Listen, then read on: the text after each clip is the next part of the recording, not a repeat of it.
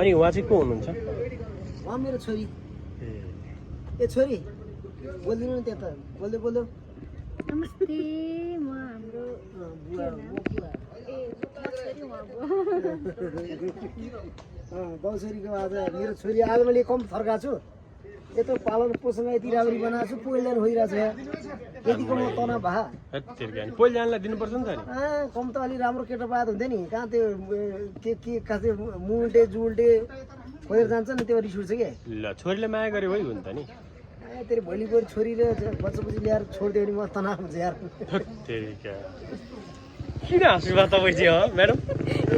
सुनेर छोरीको चिन्ता होइन बाउलाई कति कुरा छोरीको चिन्ता हुँदैन साह्रै टेन्सन आइरहेको छ मलाई। तपाईँलाई छोरीको चिन्ता हुन्छ छोरीको फेरि बच्चालाई नि